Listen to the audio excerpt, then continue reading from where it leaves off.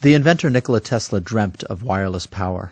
Among his work in the realm of electricity, he built a coil, later named the Tesla coil, which could illuminate lamps from across a room and throw the occasional bolt of lightning at the nearest conductor. Tesla coils remain popular today, though often for their ability to put on a fantastic lightning show.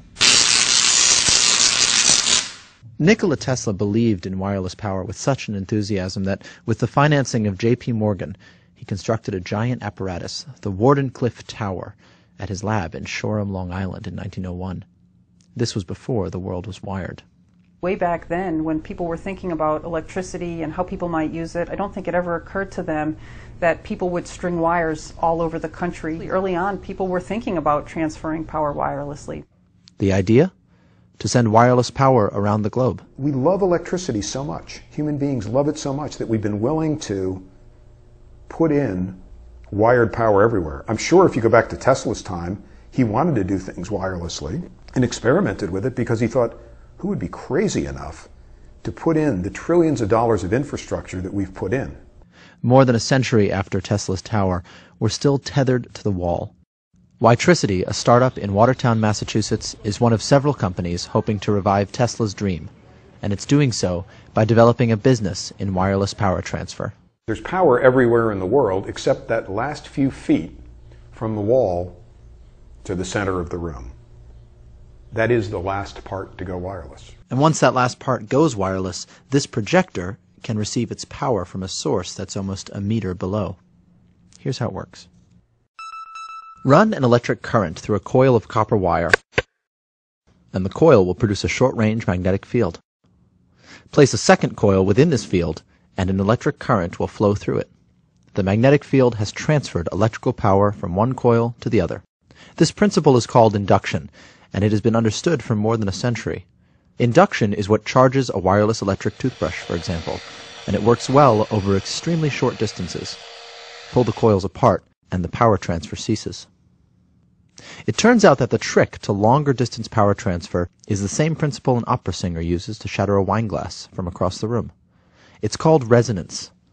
For the opera singer, when the frequency of the sound wave matches the unique resonant frequency of a glass, the acoustic energy is converted to kinetic energy at the highest possible efficiency. The energy then builds inside the glass until it shatters. The coils that WiTricity uses to transfer power wirelessly are magnetic resonators.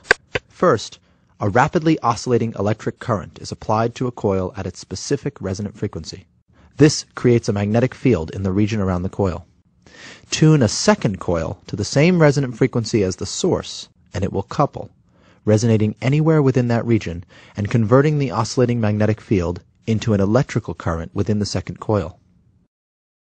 This response is called highly coupled magnetic resonance, and it hasn't been done before. By attaching the second coil to a device, such as the battery of an electric car or a mobile phone, this current can be made to do useful work. The source can be either centimeters or meters away from the device being powered, and can deliver power through walls or around metal obstacles. The power can even be distributed across multiple devices at once. So by a simple trick of physics, power is transferred wirelessly. Nikola Tesla would be proud. You could put these resonators in walls, in floors, in ceilings, and would allow you to power virtually anything in your house. You could place it under the counters. Imagine you could just go home and if you carry a purse, you throw your purse onto the counter, and you don't even have to think about taking your phone or your camera or your PDA out of your purse. It just charges because the surface underneath your counter is energized. WiTricity is developing a system, not a specific product, and as a result, they have many different platforms on display at once. In WiTricity's demonstration rooms, a flat-screen television is powered using a resonator hidden in its base. Laptops, with their batteries removed and replaced by resonators, flicker on, and flashlights glow when placed next to a source concealed behind a bulletin board. The system can even be extended beyond the range of a single source, using passive resonators like this one. By this method, many cabinet lights are lit well beyond the expected range of the single source below. Maybe no surprise, you get the light to come on even inside the cabinet, way up in the cabinet. You can almost think of it as though the energy is held by the structure itself. We're not sending electricity through the air, and it doesn't radiate out into space. It's when another kind of a copper coil or wire coil comes in the vicinity of that field that it can sense it and then capture it and turn that magnetic field into a current. So safety is definitely one of the issues that people think about and ask us about. So one of the things that makes it very safe is the fact that we're using the magnetic field to transfer the power. Humans look almost like free space to a magnetic field.